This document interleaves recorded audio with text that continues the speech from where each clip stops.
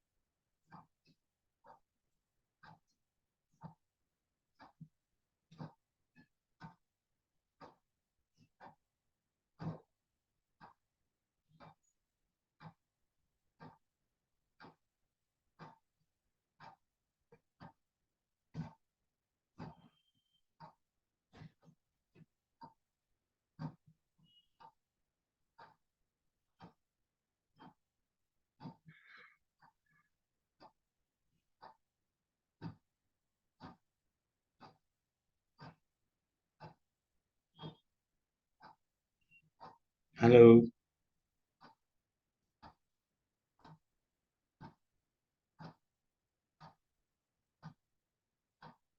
Recording in progress.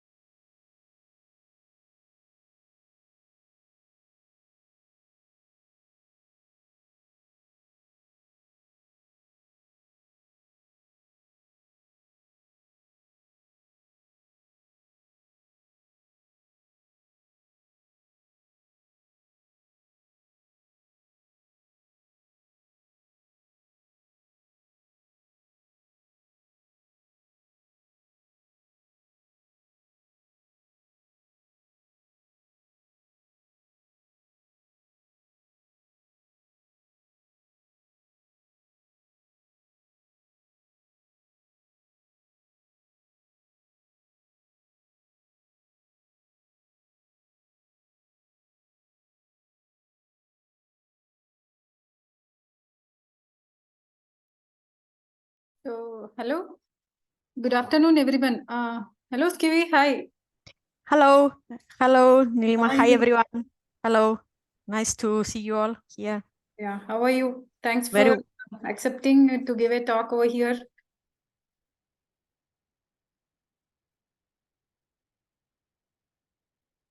So you can try just to present your slide so that we'll check it up everything is okay or not.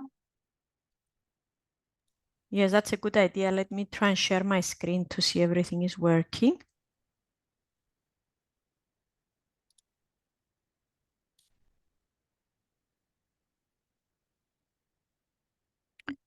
So can you see my... Yeah, I can see your slides and it will be nice if you can make it full screen. Yes. Yeah, great. Great. Okay. Great. Okay, Sure. very good. So, Do you want me to stop sharing or shall I leave it? I think you can stop and then we'll Yes. start after introducing you. Yes, definitely. Perfect. Yeah, a couple of minutes and we'll wait maybe around 5 more minutes and then we'll start. Andrew is going to join.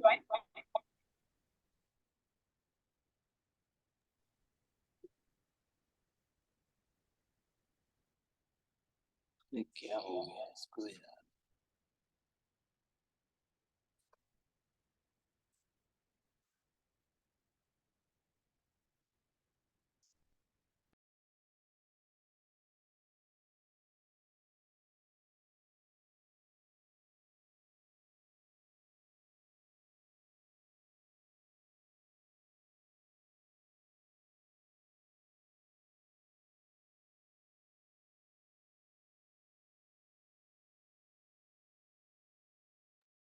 Kunal, can you show our slide?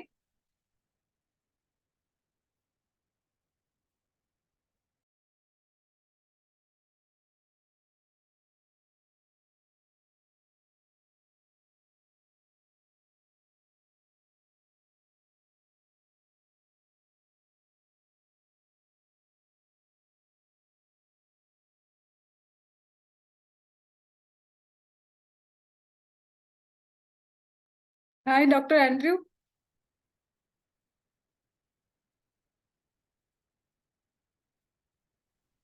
Hello, hello. Oh, hi, how are you? I'm good, thank you very much. How are you? Yeah, all good. Hi, Skevi. Hello, Andrew. Hi, nice to see you. See you too. I have an apology, Skevi, because I won't be able to come to the meeting in London, unfortunately, that you're giving. It's I'm a here. shame, but I understand it's everybody's busy. Yes, no problem.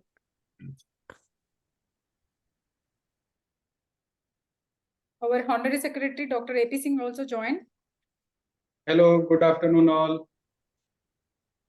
Very nice to join here, the lecture. Topic seems to be very useful and very relevant nowadays for the infrastructural development and all. Hope we will learn something. I hope to. Thanks Yeah. for joining. In India, again, this remote sensing is becoming very relevant for the, as far as this encroachment problems are concerned. So they are helping like anything. It need to be more taught to the students, and industry need to be adopt such type of technology. So we'll wait for a couple of minutes. Yeah. So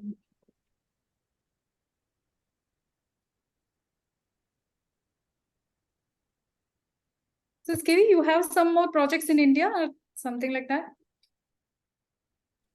We are actually looking at a lot of landslides and hydropowers in India and also in Nepal. We are doing a few projects there. Yes. Yes, yes. So your colleague, Mr. I think Dr. Bala, Yes. I could not have any contact with him because I dropped an email. Just after that, I don't know whether his email ID is correct or not. So there was no reply.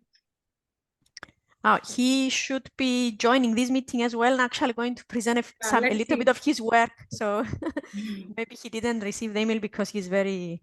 because I was interested to know what is happening, in terms of your projects in India. So yes, we can discuss also later if you want about specifically for India, what projects we are doing. And yes, I will show one or two cases for examples from India to try and make it a bit more relevant. Yes.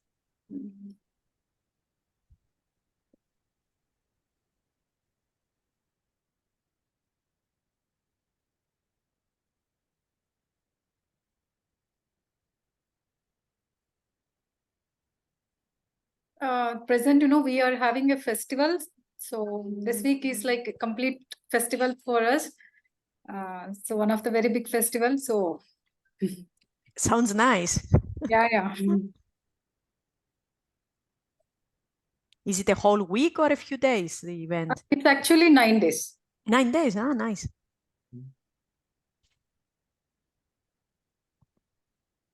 We are working. It's not like we have 9 days holiday or a break. We are all working and but we celebrate it as. You are in the celebration mood while working. It's good. Yeah, a lot of, yes. Good. Working less, celebrating more. Yes, nice. I think your colleague Dr. Bala also joined. Hello, Dr. Bala.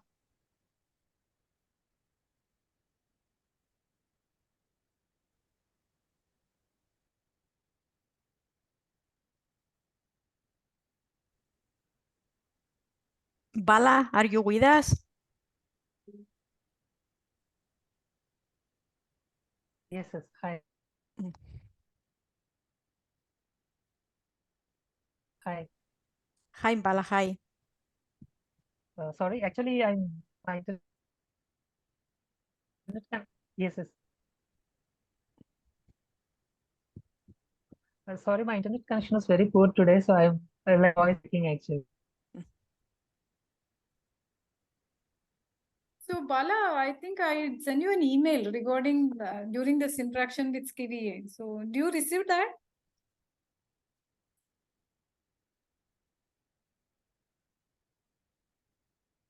Okay, so we will start. Yeah, Bala, please. Yes, I got it. I was in doubt, like, whether it's right email ID or not. Anyways. Sure. Yes, I got it. Thank you. Thank you. So Dr. Andrew, shall we start? And people will keep joining.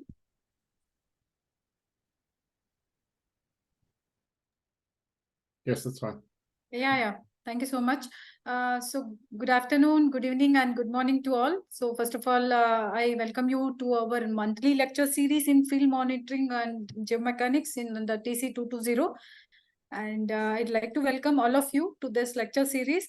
And thanks for joining. And today we have a very interesting lecture by Skevi, Dr. Skevi. And a very important topic, very relevant to most of the countries, developed countries or developing countries as well. So I'm very eager to listen to her. And with this, just introductory, I would like to request Dr. Andrew, our chairman of this TC committee of ISMG, to just speak a few words. Okay, thank you very much, Nilima, and welcome everybody again. It's great to see this series of lectures growing, and it's an amazing effort that's been put in by Nilima and her team in India. I don't want to say too much at this stage. I can come back at the end and give a few notices, but I think I'm pleased to see Skevi giving a talk on her subject, which I think is extremely relevant in the modern age that we're working in, and an extremely valuable tool of InSAR. So I'll hand over to Skevi and look forward to learning lots about this this new technology, or really not so new, but certainly being exploited a lot more these days. So thank you. Yeah, thank you so much, Dr. Andrew. So before actually starting, I would like to introduce Dr. Skevi to today's speaker, and it's my honor to introduce her. She holds a bachelor's and master degree in civil engineering and geotechnical engineering, and a PhD in satellite remote sensing from the University of Southampton. And she specializes in the application of satellite remote sensing technology for the civil and the geotechnical projects. She has more than 20 years of experience in the different aspects, especially in teaching, research, and also in the practice on several observation techniques. And she's also technology manager at GeoFM and the leading satellite and remote sensing company. And her work is focused basically on developing techniques to assess some of the susceptibility of infrastructure assets to geohazards. So thanks, Dr. Skevi, for accepting this talk. And with this, a very brief introduction, we are recording this lecture, and it will be posted in different, social media platforms and TC220, LinkedIn, everywhere. So kindly follow us, and also IGS, Indian Geotechnical Society YouTube channel we have. And so please do follow, so that you do get a lot of updates, and you can look back to the previous recording lectures and other repositories. So thank you so much, and over to you, Skevi. Kunal, can you stop this screen?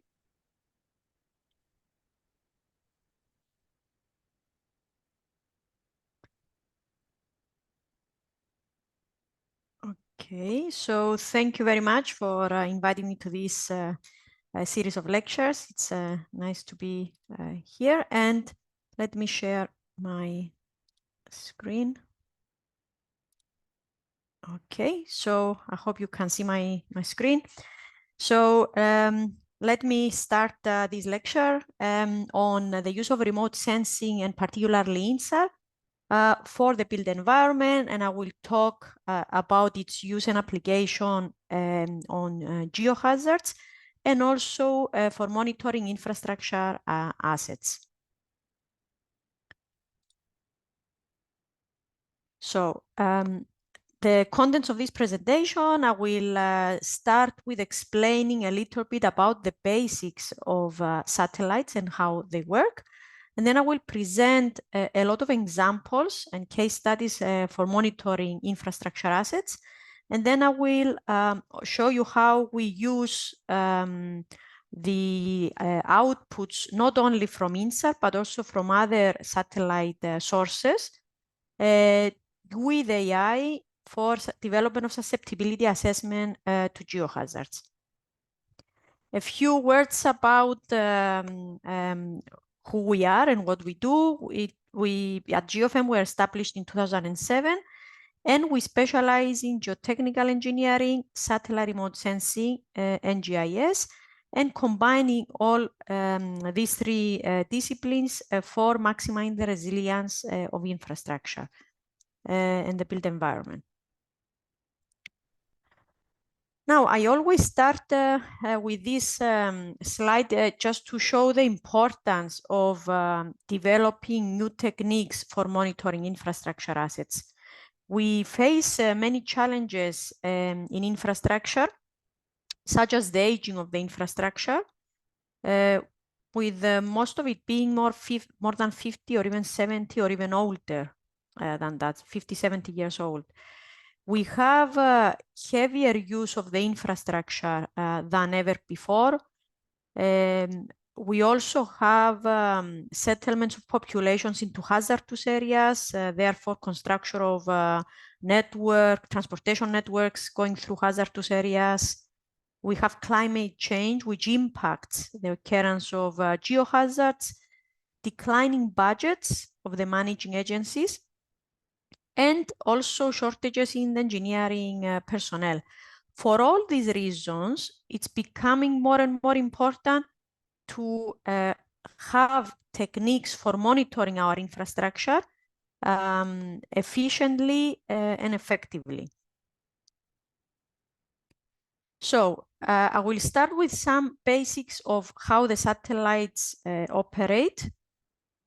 So we have here the geostationary orbit satellites. These are satellites that, as the word says, geostationary. They remain stationary compared to the rotating Earth. And they are used for observing the development of specific events on the Earth's surface. So they are observing the same event. We also have the sun-synchronous near-polar orbit satellites, and that's what SAR satellites use. So they are orbiting from the North Pole to the South Pole to the North Pole.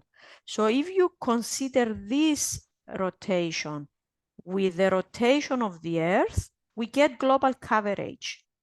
So in that way, we have global data for, especially since 2015 onwards, from the Copernicus European Space Agency program. These satellites, the SAR satellites, they revisit the same location on the Earth's surface at the same time of day every few days. We also have the ascending orbit and the descending. So ascending is when the satellites are obtaining data while traveling between the South and the North Pole.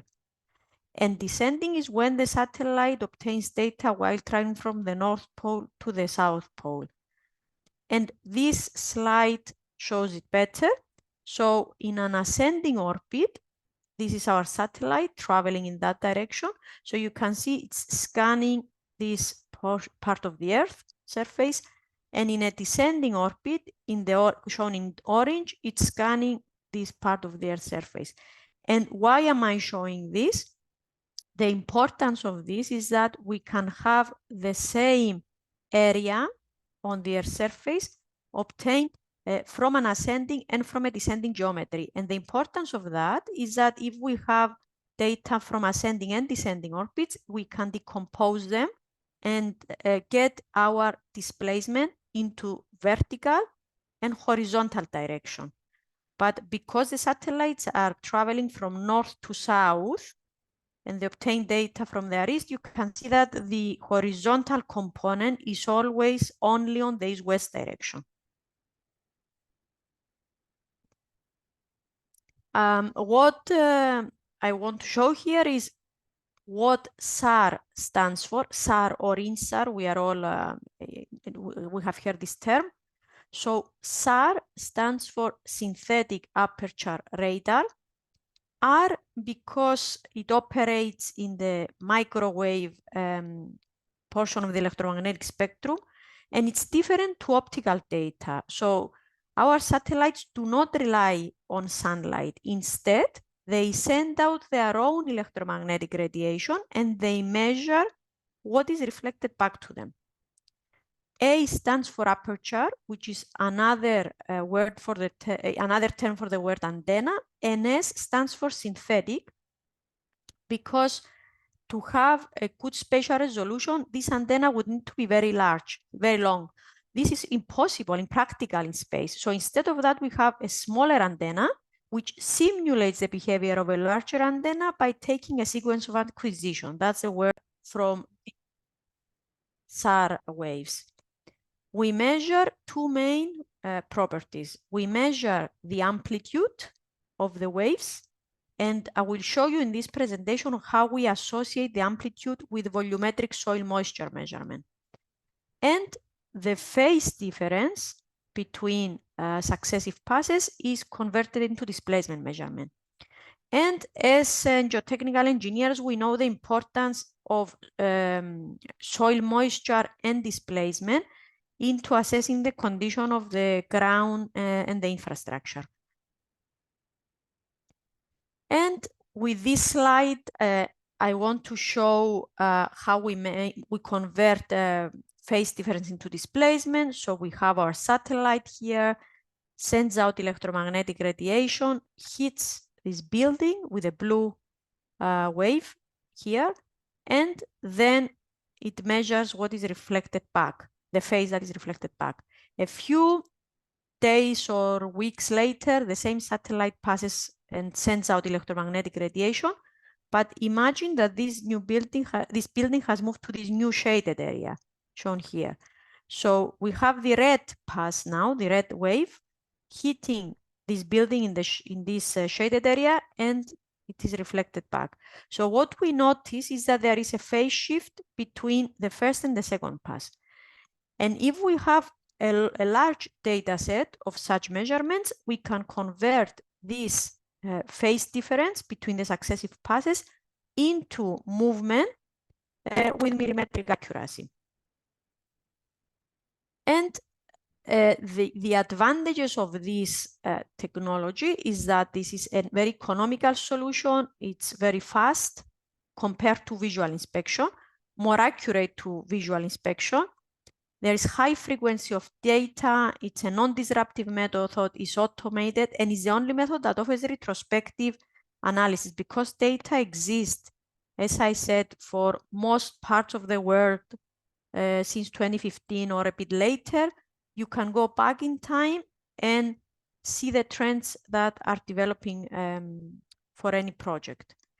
And I will show you some examples now. So I will start with this landslide. This is a landslide that has been actually mitigated through installation of piles and a retaining wall. But what I will show you is that we are monitoring, we have monitored this landslide after many years of the mitigation works. And what we can see is that the landslide has been reactivated and extended and expanded.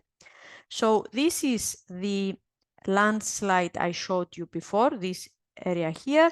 What we can see here is the velocity in millimeters per year with a green color showing relative stability, and the orange and red colors, the yellow colors show increasing movements. This is done completely remotely from the satellite data, but it shows you the extent of the area affected and also the magnitude. So what we can see here is this area, even though it's been mitigated, this the landslide seems to have recently expanded and extended into this area.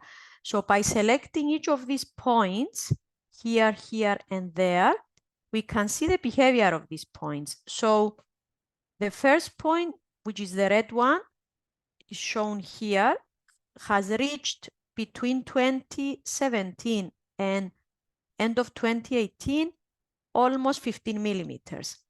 The blue point, the yellow point, which is in the blue circle, is this one here. And I wanted to also compare with a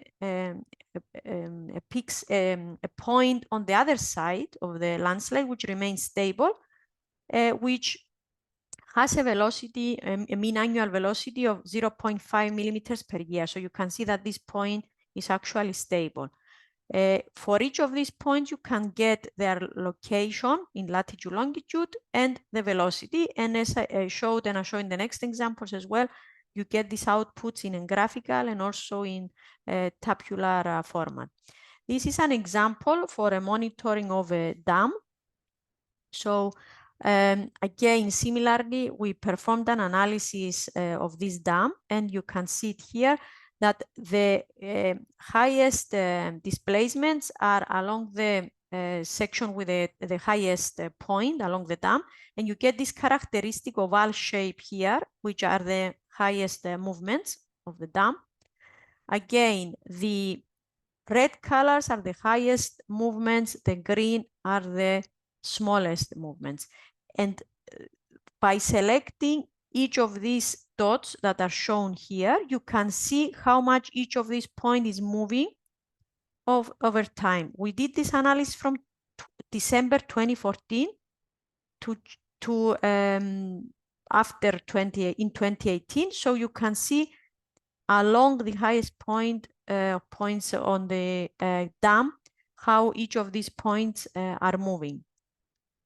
And in that way, you can identify if there are any problematic locations, and you can install sensors for getting higher accuracy of data. So because this methodology has wider coverage, so with one single analysis, you can cover wide areas, you can identify your problematic locations, and in that way, you can install your sensors because you might have an area where you don't know you have problems.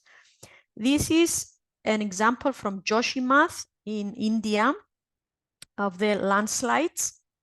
So again, we can see the annual velocity in millimeters per year here.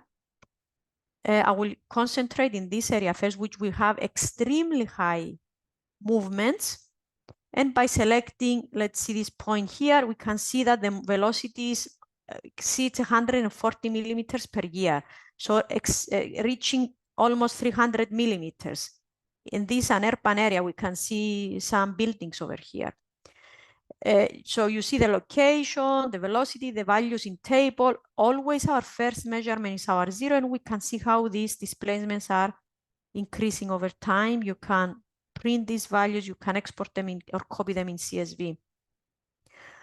Also, interestingly, I will show you these locations here, which are again in urban areas. We have red points and blue points. The difference between the red and the blue have to do with where the satellite is. So red means the movement is away from the satellite. So this red point here, because of the geometry, it's moving, the satellite is from this direction, so it's moving away from the satellite. The distance between our satellite and the ground is increasing. Because of the slope here, these blue points are going towards the direction of the lands of the satellite. The important thing here is this is the red point, this is the blue point I'm showing here.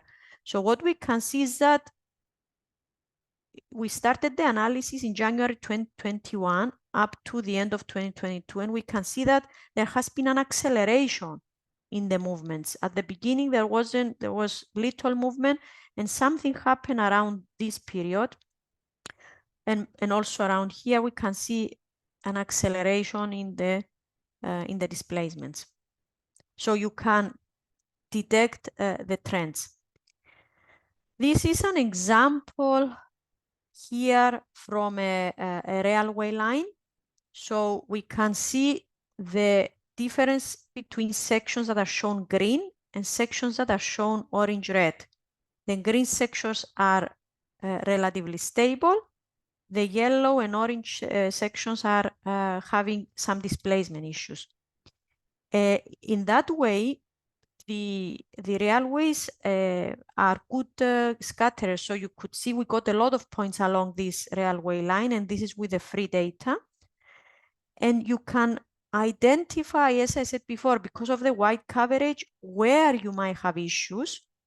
And in that way, you can prioritize your maintenance, as well as taking you know, where your resources should be allocated to which sections. So for example, this is more green color, so it's more stable. The yellow orange, we have issues. So this red circle here reflects this one, and a few meters away is this green point here surrounded by the blue circle, which is relatively stable with velocity of 0.5 millimeters per year. And this is an example from expansive clays and how they affect the structures and the buildings. So this is a school, and what we can see here is a great seasonality in the measurements with about 10 millimeters reaching maximum. So we can see great seasonality, and same goes to these points over here. So actually, if you visit this specific school, you see big cracks and problems on the structure. And let me now show you through the platform. We have some other examples. So I will start with this example. So this is an example in Fujairah. It's a road, it's a highway connecting Dubai and Fujairah in UAE. So you can see this here.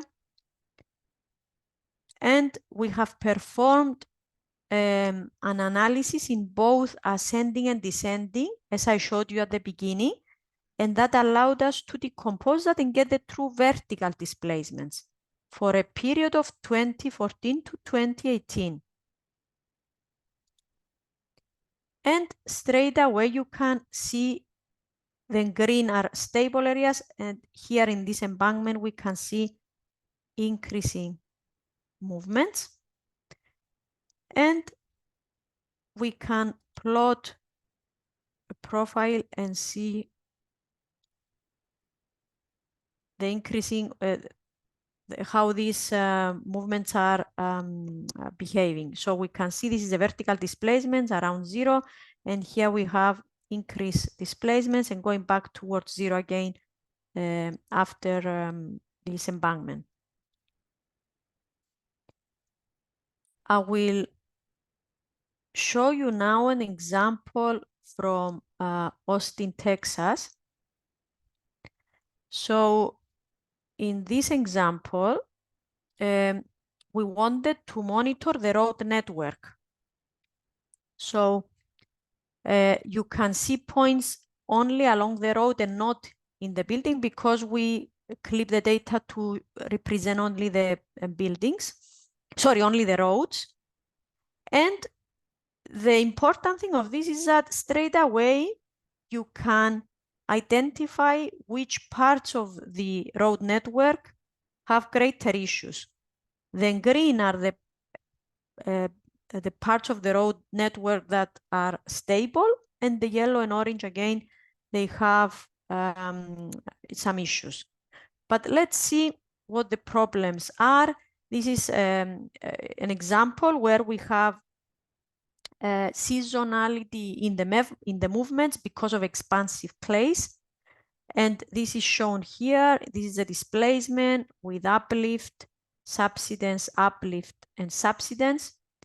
And these data coincide very well with the rainfall data. So we compare our outputs with rainfall data. And actually in this area in Austin, Texas, in Taylor, Austin, Texas, it's raining around April, May is the maximum rainfall. So that's why we get the uplift around this period. We can combine this with other data. Let's select the yellow point here, and let's select also a stable point. So let's select this point here. So we have 1, 2, 3 points. They are very close together, but they have a different behavior. So again, this is a good way for identifying the problem, but also get the actual magnitude of the issue. And next, I will show a sheet pile wall in Jeddah we monitored. And this one, we got the horizontal, what I'm showing here is the horizontal displacement. So you remember I mentioned we have ascending, descending, we decompose and we get the results of vertical and horizontal. So what I'm showing here is the horizontal displacement in millimeters of the sheet pile wall between 2019 and 2021. What do the colors show? The red shows movements westwards. So the red color shows that in the center of this wall, the movements are moving in the west direction. But let's see the magnitude of these movements. With this profiling tool, we can draw a profile here and see the displacements in millimeters, and we can see that, okay, we have strong horizontal movements in this part of the wall.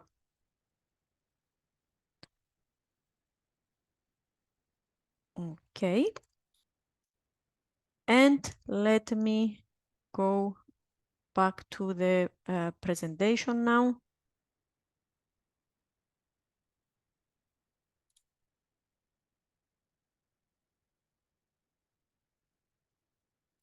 Okay.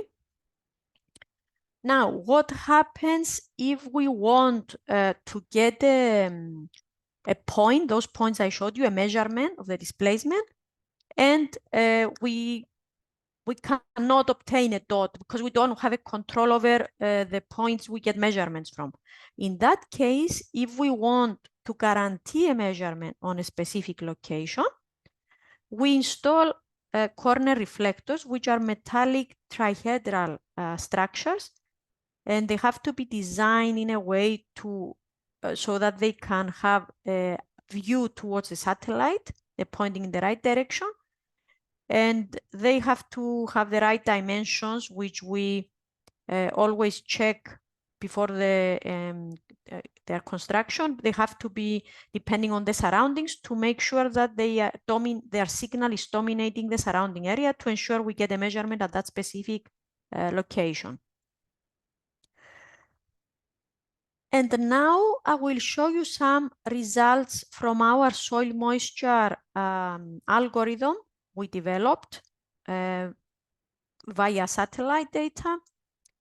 So this is the soil moisture algorithm showing the in situ soil moisture data versus the algorithm soil moisture data extracted with quite a good correlation, especially for the values up to 50% of volumetric soil moisture content. And we use this type of data. The in situ data are over more than 3 years of data, global data. And the reason I emphasize in this more than 3 years of data is to show that we capture the seasonality of the soil moisture in our algorithm as well. And this algorithm can be applied anywhere globally, anywhere in the world. And I will show you one example. We recently applied it in Singapore. And the importance of that is we combined it in this example with displacement data for a case of a landslide. So we wanted to measure the soil moisture in this area here. These are the results from 20th of February 2023.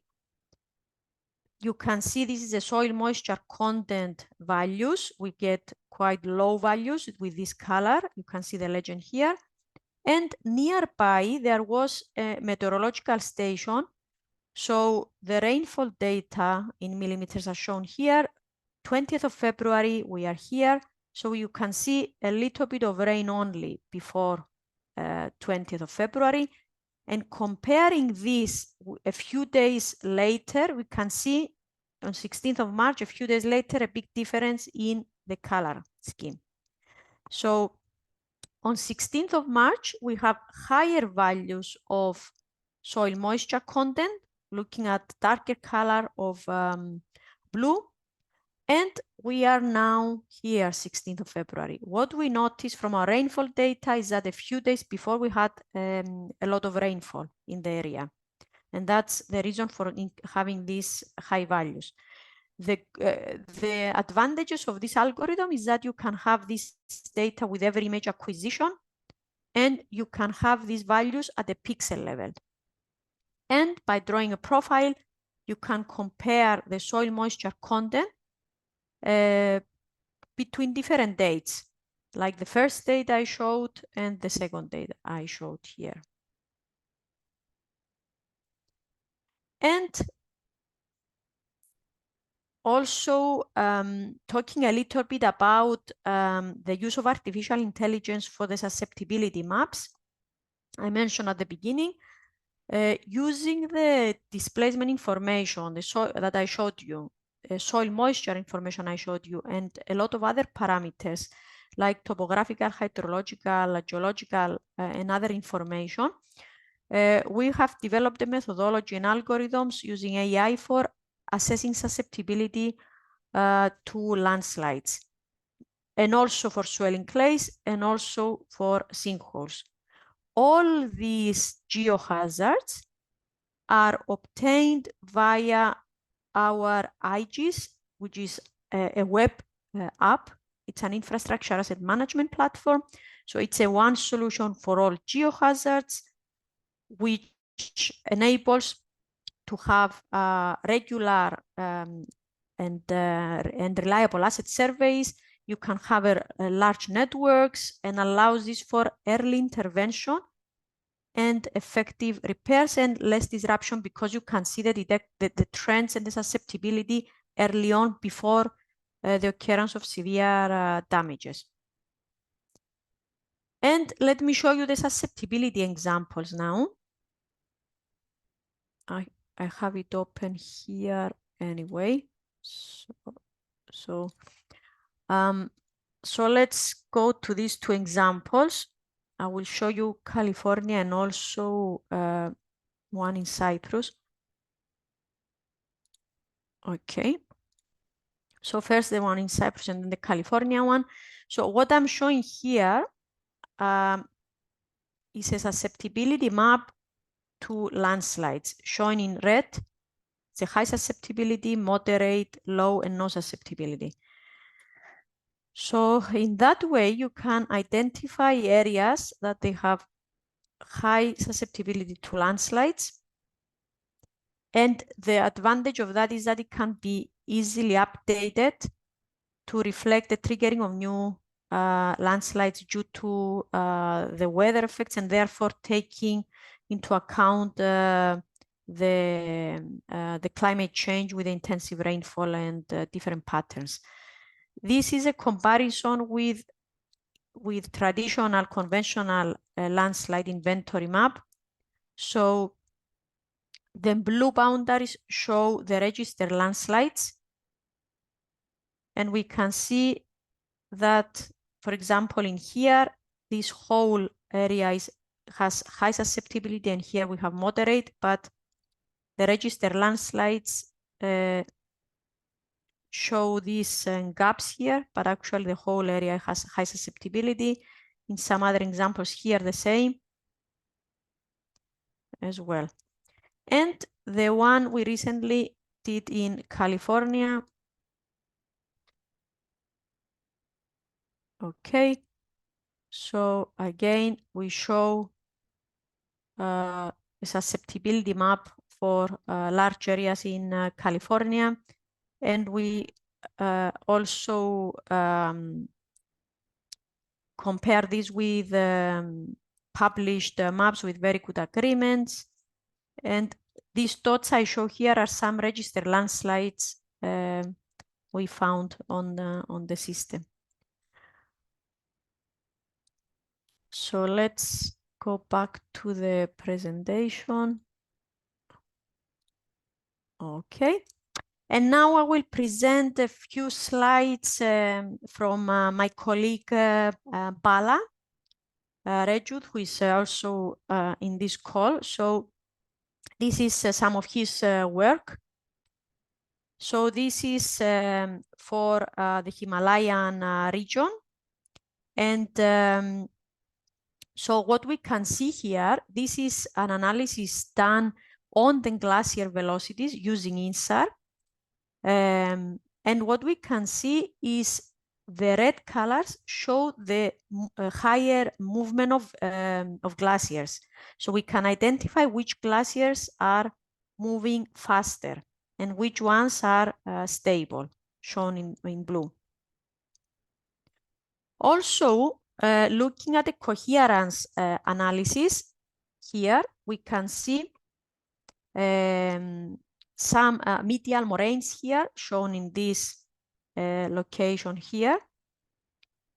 And the importance of this, you can see here, and also obtained from this optical image here, is that you can predict which areas will be affected and by the glacier. So with the coherence analysis, you can identify these features within the glacier. And this is another coherence analysis shown here. So let me see that. So this shows low coherence area. So the low coherence means usually is associated with water. So someone might think that this is a water, but looking at this area, we can see that this is not actually water. This is looking at the optical data. This is water, but this is not water. This is a glacier that would be melting. So in that way, we can identify using InSAR and satellite remote sensing techniques which areas are at a higher risk of melting of glaciers. So that's all from me, and thank you very much. This is my email address here if anybody thinks of any questions later, but I will be happy to have a discussion now and anything you would like to ask. Yeah, thank you so much, Dr. Skevi. I think that there are some questions in the chat box. If Yes. see that and answer, then it will be nice. Mm-hmm. Okay, let me just see. Okay. Carlos? Yes, I can see a question here from Carlos. Says, how do we know we are comparing the same points at the different epochs? Okay, that's a good question. We know that we are comparing the same points because for a point to be detected, it has to have high coherence and reappear in successive images. So if we have, for example, highly densely vegetated areas where the vegetation grows, then gets mature, then gets harvested if it's agricultural land, the points will not, it will be difficult to get points in those areas, and we will not get any points. So the answer is that the points are points that are detected as the same ones with every successive image, with the majority of the successive images. Also, a question is how accurate are the coordinates of the points? Again, that's a very good question. This depends on the source of the satellite data. The examples I showed you for this presentation are with the free satellite data that they have, even though they have 2 to 4 millimeters accuracy of displacement in terms of spatial resolution, they are about 10 meters spatial resolution. But there are commercial data with improved spatial resolution of about 3 meter, 1 meter, or sub-meter resolution. So that actually depends on the source of the data. What is the normal thickness and weight of the corner reflector? Okay, that's a good question. I haven't. The thickness is not very thick because they are metal sheets. Actually, they don't have to be very thick. It's the dimensions that they're important. The ones I showed in the example are about 1 meter for each dimension, and the one I showed, it had a big base to concrete base to keep on the ground. You don't need such a big base. You can put them on walls with some brackets or with a small base just to be on the ground. They are not very heavy because we installed a lot of them, but I'm not sure exactly how much. If you are interested to find out more about that, send me an email and I can send you information about that. I don't know if we have any other questions. Yeah, actually, participants, if you have any questions, you can unmute and just ask Dr. Skevi.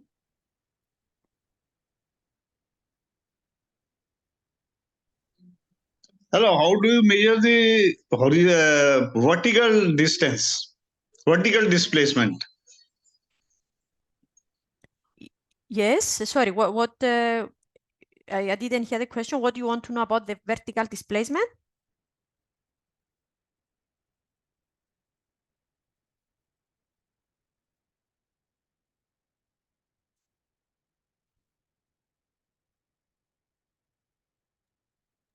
Yeah, you can repeat your question, please. Yes.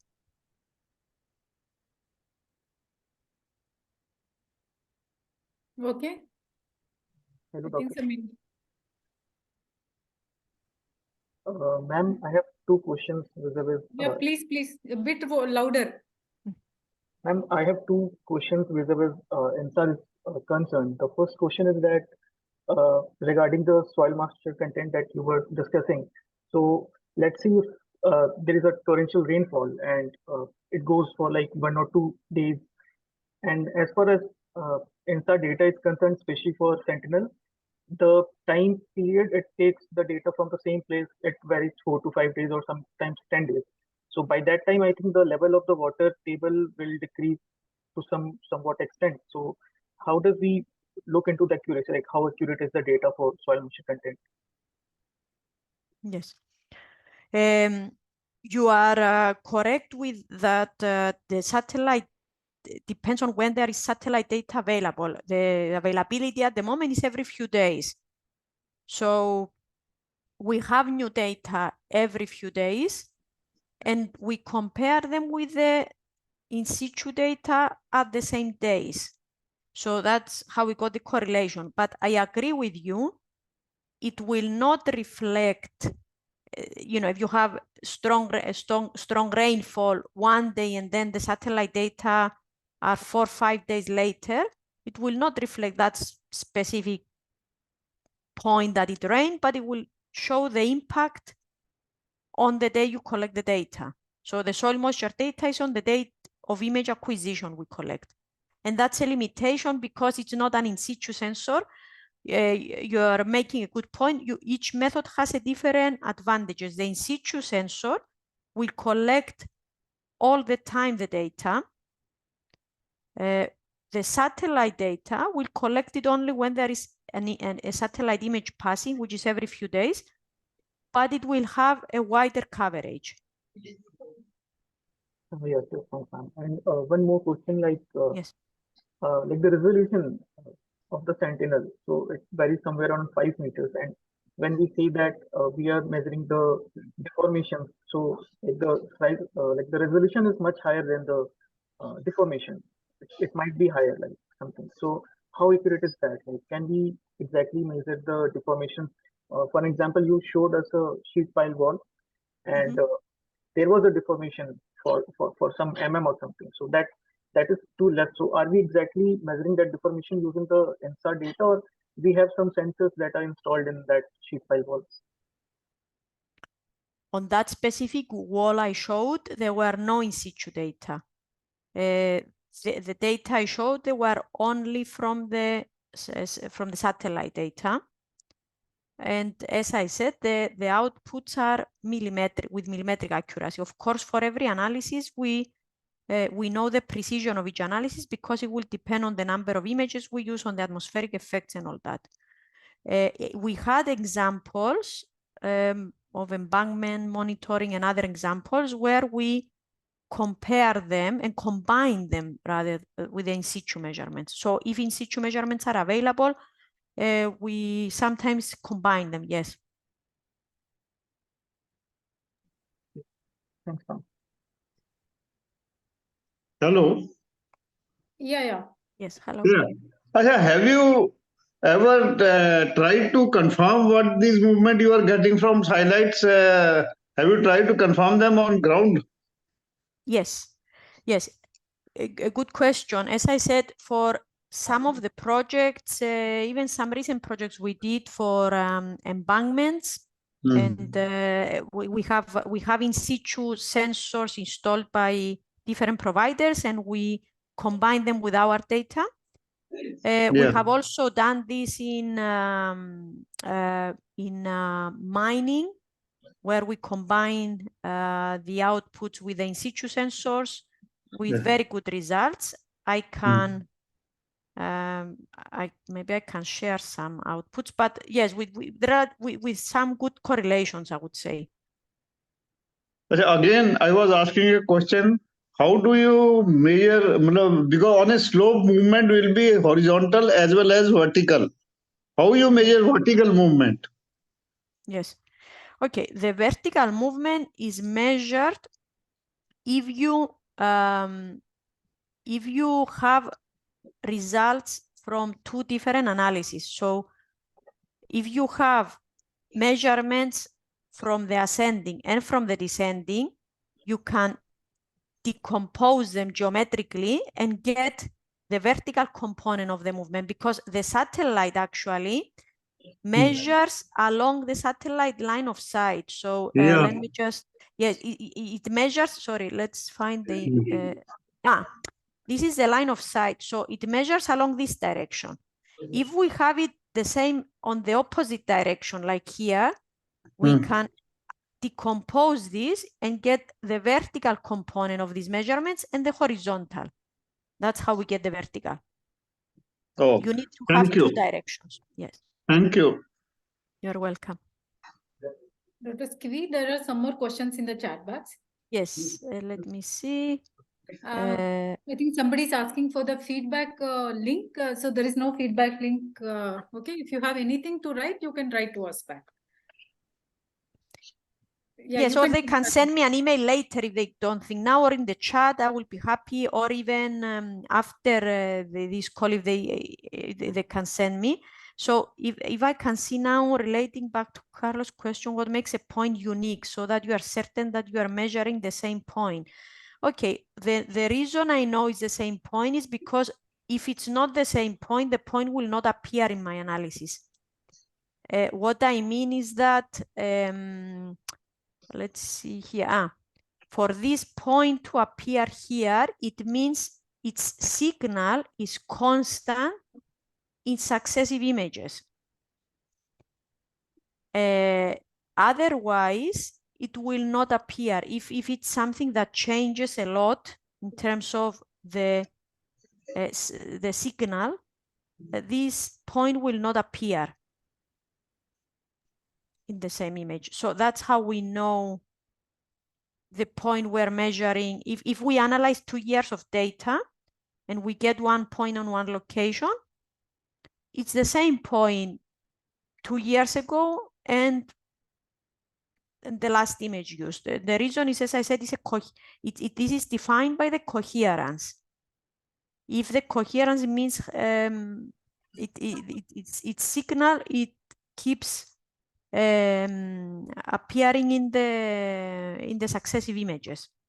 It's not a vegetation, for example, that changes properties in terms of maturing, harvesting, and being healthy vegetation, that the signal will be different. In this one are points that they have constant signals, such as buildings, corner of buildings. That's why we tend to get very good outputs in urban areas. Okay, any other question? Okay, what are the procedures we should do to find out the vertical displacement? As I said before, you need to have the ascending and descending data and then decompose them. Are there books about InSAR? Definitely. There are a lot of books. I can share some. There are some good examples, either from the European Space Agency or from other sources. If you do a search, or you can send you some. Okay. Not sure if there are any other questions. So participants, if there is no more questions, so we can close the session, Dr. Skevi. So thank you so much. So your email is already shared. So I think, if there is anything, I think they can contact you directly. So personally, I'm very thankful. I really enjoyed your presentation, and I'll be in touch with you because I'm interested with that Joshimath thing, because we have a real-time monitoring site there. We are doing at the ground level. So maybe if we can correlate something, and so yes, be very interesting. Yes, that would be one answer to a question, whether we validate them with the in situ, definitely. Exactly. We have that on the very active slope. We have like a very dense network of sensors, extensometers. We have tilt sensors. We have a weather station. My student Kunal Gupta, he's working on the real-time monitoring data. So that's where I'm more interested in that. So we'll be in touch. Thank you so much for such a nice lecture. And so if there are no more I extend my sincere thanks to you for your immediate acceptance to be one of the speaker, and to all the participants. Our lecture is also been scheduled in the month of November. So I'll let you know. So kindly register and keep getting the updates. So we have going to have a speaker from Norwegian Geotechnical Institute. So it's also going to be on offshore monitoring. So I think the lecture series are coming up really nice. I'm so glad to hear to different parts of the world from practitioners and also from the researchers. Thank you, everyone. Dr. Andrew, you want to add something?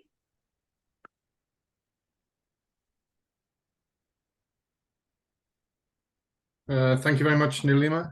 Thank you, Skevi, for a very nice presentation. I really enjoyed it. It's very good to very well explained, and shows the huge application of the InSAR technique.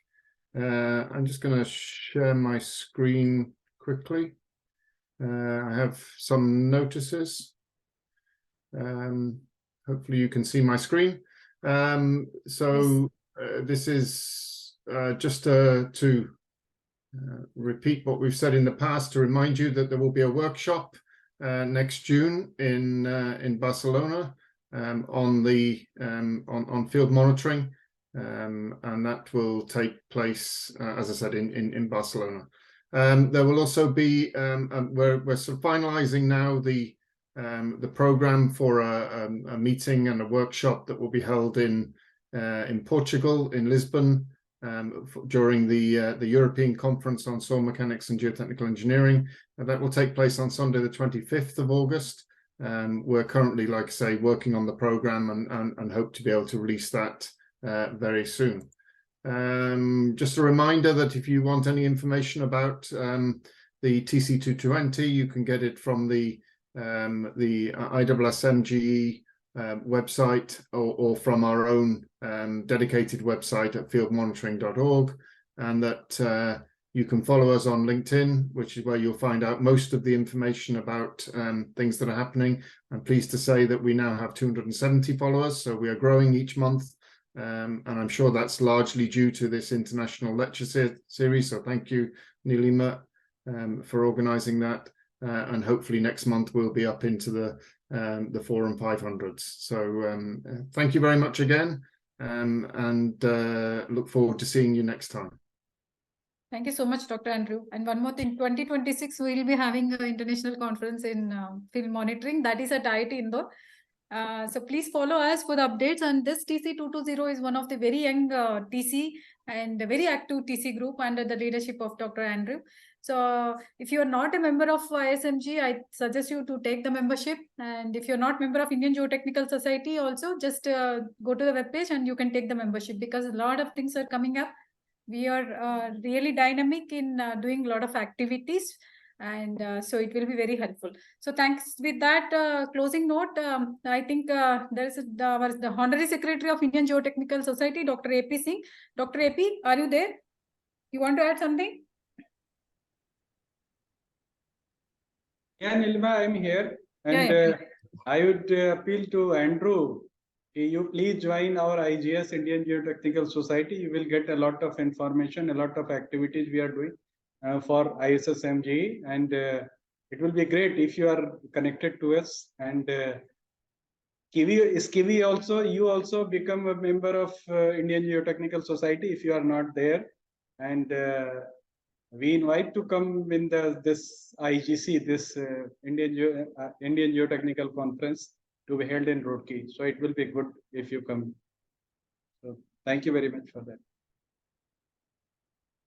Yeah, thank you so much. So with this, we are closing the today's session. So thanks everyone. So be connected, and you will be getting the updates for the next month lecture series. Thank you. Thank you very much for Thank you, having Dr. me. Thank Skevi, you very again. much. Thank you, Skevi, Thank you so Andrew, much. and all. Thank you, everyone. Thank you.